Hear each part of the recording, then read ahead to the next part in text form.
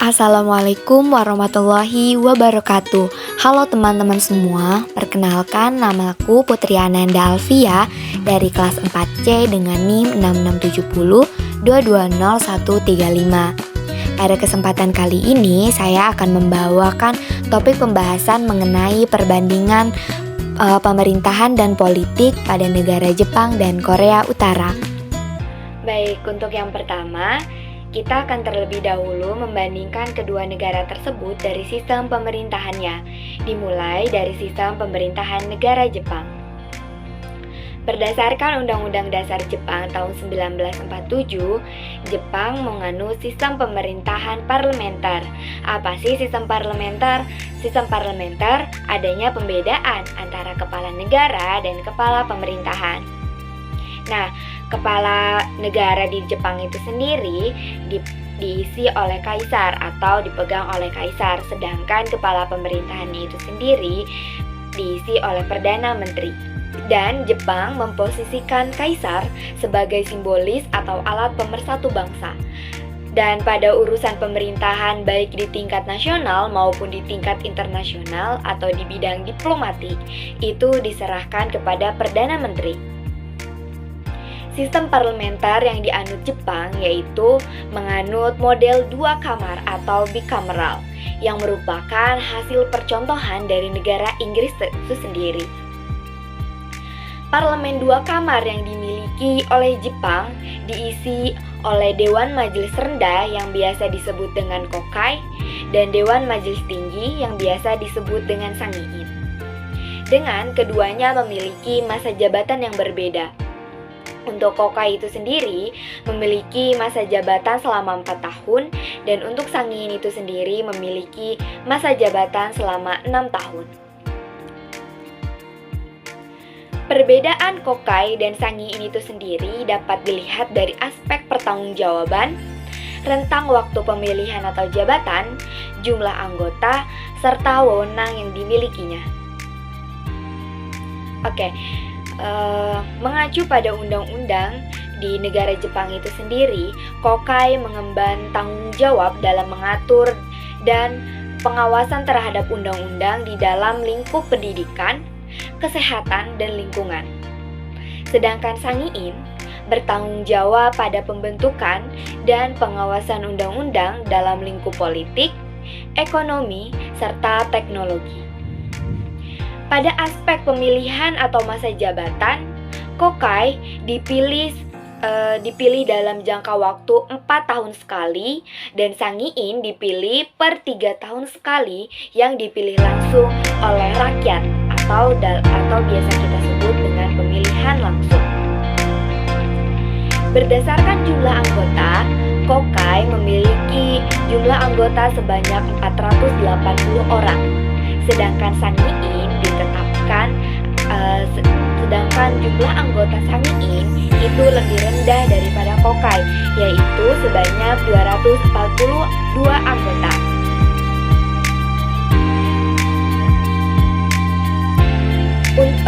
Dalam bidang kewenangan, Kokai memiliki kewenangan untuk mengangkat serta memberhentikan perdana menteri dan dapat menyampaikan mosi tidak percaya kepada kabinet. Sedangkan Sangiin memiliki kekuasaan untuk menghentikan majelis rendah itu sendiri. Nah, dalam menjalankan roda pemerintahannya, Jepang membelah 3 kekuasaan atau membagi 3 kekuasaan ke dalam trias politika. Apa sih trias politika? Nah, trias politika itu berisikan yang pertama adanya lembaga legislatif.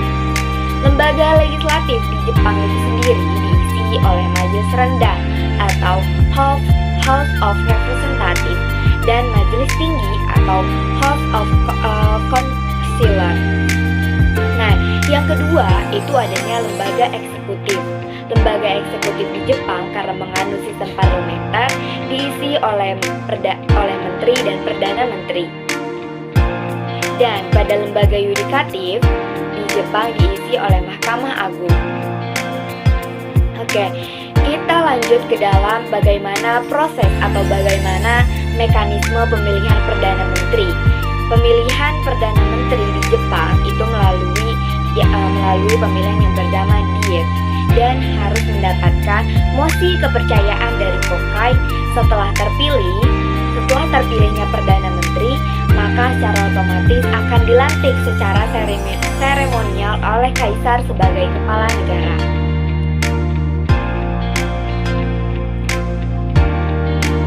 Nah, dalam suatu negara yang menganut sistem parlementer, Perdana Menteri merupakan sebuah pimpinan atau pemimpin pemerintahan yang memangku tugas untuk menggerakkan roda pemerintahan itu sendiri.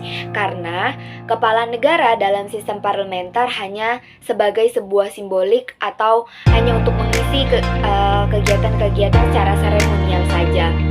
Oleh sebab itu, Perdana Menteri dibekali oleh wewenang yang sangat besar. Di antaranya, Perdana Menteri memiliki kebebasan untuk menunjuk ataupun memberhentikan menteri yang berada di dalam kabinetnya. Kedua, Perdana Menteri juga memiliki tugas untuk menyerahkan draft undang-undang dan memberikan laporan informasi dalam urusan luar negeri kepada parlemen. Dan Perdana Menteri juga berhak mengontrol serta melakukan pengawasan terhadap lembaga birokrasi. Dan Perdana Menteri juga memiliki wewenang untuk menandatangani seluruh keputusan kabinet dan undang-undang. Nah, Perdana Menteri juga memiliki wewenang untuk menetapkan tanggal penyelenggaraan pemilihan langsung atau pemilu. Dan yang terakhir adalah Perdana Menteri memiliki kewenangan untuk membubarkan Kokai dalam waktu kapan saja, sedangkan kementerian memikul tugas pembantu sesuai dengan kementerian yang sedang dijabat. Dan terakhir yaitu adalah lembaga yudikatif. Lembaga yudikatif sendiri merupakan lembaga yang memiliki spesialisasi pada penegakan supremasi hukum dan keadilan yang bebas dari intervensi pemerintah maupun lembaga-lembaga lainnya. Seperti yang sudah tadi disampaikan bahwa lembaga yudikatif di negara Jepang diisi oleh Mahkamah Agung, di mana Mahkamah Agung itu sendiri dipimpin oleh ketua dari Mahkamah Agung itu sendiri dan 14 hakim lainnya. Dalam memilih ketua Mahkamah Agung, terdapat mekanisme yang dijalankan, yaitu atas rekomendasi pengajuan yang diberikan kabinet, lalu ditinjau dan disetujui oleh Perdana Menteri. Dan kemudian setelah terpilih, Mahkamah Agung pun secara resmi akan dilantik oleh Kaisar. Baik, selanjutnya kita akan melihat bagaimana sistem pemerintahan di Korea Utara. Nah, untuk di Korea Utara sendiri, sistem pemerintahan yang dianut adalah sistem presidensial, di mana presiden menduduki jabatan sebagai kepala negara sekaligus sebagai kepala pemerintahan. Tentu berbeda dengan Jepang tadi, karena Jepang menganut sistem parlementer, di mana adanya pembedaan antara kepala negara dan kepala pemerintah itu sendiri. Nah, di Korea untuk sistem parlemennya itu sendiri menganut sistem satu kamar atau unikameral yang hanya diisi oleh majelis rakyat tertinggi. Nah, ada kesamaan antara negara Jepang dengan Korea Utara dalam pembagian kekuasaannya. Nah, untuk pembagian kekuasaan di Korea Utara itu sendiri juga berdasarkan pada trias politika yang diisi oleh eksekutif, legislatif, dan yudikatif. Eksekutif di Korea itu sendiri karena menganut sistem presidensial diisi oleh presiden selaku kepala negara sekaligus kepala pemerintahan.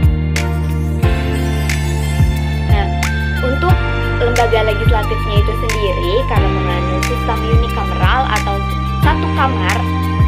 Nah, di Korea Utara itu sendiri disebut sebagai Majelis Rakyat Tertinggi sebagai lembaga legislatifnya. Namun, karena sistem pemerintahan di Korea itu sendiri sebagai sistem pemerintahan yang otoriter, oleh karena itu, sebagian besar keputusan politik seringnya diambil oleh pemerintahan dan Partai Buruh Korea yang mendominasi atau memiliki kekuasaan penuh di negara. Nah, oleh karena itu, seringkali Majelis Rakyat tertinggi di Korea hanya dijadikan sebagai formalitas semata. Baik, yang terakhir adalah lembaga yudikatif. Nah, karena sistem pemerintahan di Korea adalah sistem pemerintahan yang cukup otoriter, maka sistem peradilan di Korea Utara berfungsi untuk mempertahankan kekuasaan pemerintah dan Partai Buruh Korea sebagai partai yang menguasai pemerintahan itu sendiri. Nah, keadilan di negara ini seringkali tidak terjamin karena keputusan hukum dipengaruhi oleh adanya kepentingan politik. Oke, baik, setelah kita membandingkan kedua negara tersebut dari sistem pemerintahannya, selanjutnya kita akan membandingkan Jepang dan Korea Utara dari sistem kepartaiannya, dimulai dari sistem kepartaian di negara Jepang. Nah, pada saat ini Jepang menganut sistem kepartaian multipartai, di mana banyak partai, lebih dari 2 partai itu berdiri di Jepang. Nah, sebenarnya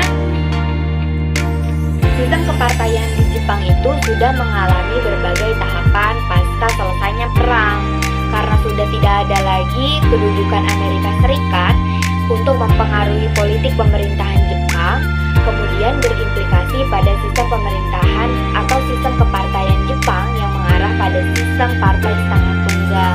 Nah, sebelum sistem kepartaian di negara Jepang ini multipartai, Jepang sempat menganut atau sistem kepartaiannya ini mengarah pada sistem setengah tunggal, dikarenakan Liberal Democratic Party atau salah satu partai yang pada saat itu menjadi partai yang satu-satunya bertahan dalam mendominasi pemerintahan dan memenangkan pemilihan. Nah, secara bersamaan partai-partai yang lain juga mulai bermunculan di Jepang. Partai-partai tersebut juga berupaya untuk mengembangkan partai-partainya itu sendiri, sehingga pada tahun 1992 sistem kepartaian tunggal di negara setengah tunggal di Jepang itu bertransformasi menjadi sistem duipartai, karena pada saat itu masyarakat menuntut adanya partai oposisi yang tuntutan reformasi tersebut secara otomatis berdampak pada hilangnya kekuasaan LDP di tahun 1993. Dan pada tahun 1996 munculnya atau berdirinya Democratic Party of Japan atau yang disingkat menjadi DPJ, yang mengupayakan daya tarik serta kekuatan elektoral dan kelembagaan partai.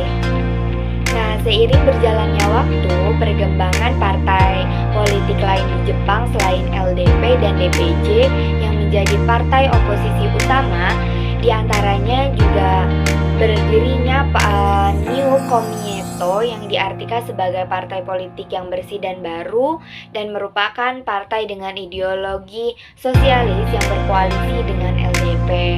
Nah, selanjutnya juga berdirinya partai-partai yang lain nih dari ketiga partai tersebut, seperti adanya Social Democratic Party, selanjutnya ada Japan Socialist Party, dan adanya partai atau yang disebut sebagai Japan Communist Party. Nah, Japan Communist Party juga merupakan sebuah partai kecil yang berada di sisi oposisi, dan berdasarkan pada partai-partai tersebut, Asia for Educator menyebutkan bahwa Jepang menganut sistem kepartaian multipartai dengan dua partai terkemuka. Pertama, yaitu Partai Liberal Democratic Party yang telah berkuasa sejak lama, dan partai yang menduduki posisi kedua adalah Democratic Party of Japan yang dengan posisinya sebagai oposisi yang konsisten. Baik, selanjutnya kita akan melihat bagaimana sistem kepartaian di Korea Utara. Sistem kepartaian di Korea Utara berbanding terbalik dengan sistem kepartaian yang ada di Jepang, di mana di Jepang menganut sistem kepartaian multipartai, sedangkan di Korea Utara menganut sistem partai Sistem kepartaian di Korea Utara didominasi oleh Partai Buruh Korea, yang merupakan partai komunis tunggal yang berkuasa di negara tersebut. Nah, partai ini juga mengklaim mewakili kepentingan kelas pekerja berdasarkan pada ideologi Juche yang dikembangkan oleh keluarga Kim. Partai Buruh Korea juga memiliki struktur hierarkis yang kuat terhadap Komite Sentral yang merupakan badan pengambilan keputusan tertinggi partai. Terdapat pula peran penting militer dalam struktur kepartaian di Korea Utara. Nah, Tentara Rakyat Korea juga merupakan salah satu instrumen kekuatan utama rejim dan memiliki pengaruh yang signifikan dalam pembuatan keputusan politik. Baik, setelah kita membandingkan kedua negara tersebut dari mulai sistem pemerintahannya sampai dengan sistem kepartaiannya, kita juga akan membandingkan bagaimana kehidupan sosial budaya di kedua negara tersebut, dimulai dari kehidupan sosial dan budaya di Jepang. Nah, untuk kehidupan sosial di Jepang itu sendiri, di mana masyarakat Jepang sangat memperhatikan dan menjunjung tinggi tata krama dalam berkomunikasi, berpakaian dan berinteraksi. Nah, kedua, di mana masyarakat Jepang juga memiliki budaya kerja yang sangat produktif. Nah, pada zaman modernisasi saat ini tidak membuat masyarakat Jepang tergerus oleh arus modernisasi atau arus globalisasi, karena masyarakat Jepang masih sangat menjunjung tinggi kebudayaan Jepang itu sendiri dengan adanya upacara minum teh dan lain-lain. Nah, Jepang juga pada saat ini menjadi pemimpin teknologi dunia. Seperti yang kita tahu bahwa banyak sekali teknologi-teknologi yang super canggih itu lahir atau diciptakan oleh masyarakat di Jepang itu sendiri. Nah, masyarakat Jepang juga sangat memperhatikan pendidikannya. Masyarakat Jepang terbilang sangat disiplin dan memiliki pengetahuan tinggi karena mereka sangat berkompetitif dalam sistem pendidikan itu sendiri. Oke, untuk kehidupan atau keadaan budaya atau kebudayaan di Jepang itu sendiri, yang pertama adanya upacara minum teh atau yang biasa disebut dengan chanoyu. Nah, pada mulanya upacara minum teh ini bertujuan untuk pengobatan medis. Namun seiring berkembangnya zaman, chanoyu menjadi digemari dan menjadi tradisi yang unik bagi masyarakat Jepang. Nah, yang kedua adanya ikebana. Ikebana itu merupakan seni merangkai bunga yang khas dari Jepang. Ikebana itu sendiri juga telah hadir sejak abad ke-7 yang lahir dari pendeta Buddha. Nah, yang ketiga itu ada yang namanya pemandian air panas. Nah, pemandian air panas ini adalah tradisi berendam atau mandi dengan air panas yang menjadi hal sangat penting dari budaya bangsa Jepang, sebab sejak zaman dahulu akses menuju air panas sudah tersedia bagi semua orang atau bagi masyarakat di Jepang. Nah, ada juga pakaian tradisional Jepang yang biasa disebut sebagai kimono, yang dimana diartikan secara umum bahwa kimono sesuai atau pakaian yang sesuai digunakan di badan masyarakat Jepang itu sendiri, yang menjadi pakaian atau baju tradisional Jepang.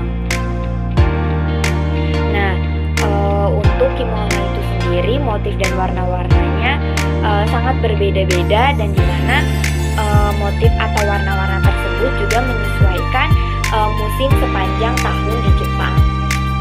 Baik, setelah kita melihat dan mengetahui bagaimana kondisi sosial dan budaya di Jepang yang cukup menarik dan menambah wawasan, selanjutnya kita akan melihat bagaimana kondisi budaya di Korea Utara.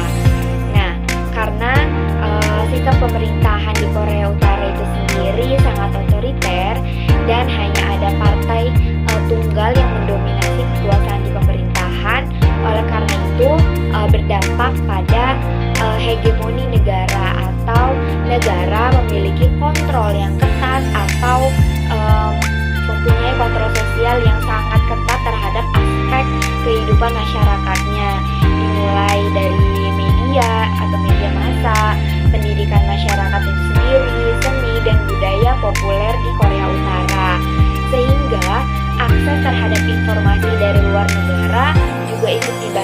oleh pemerintah.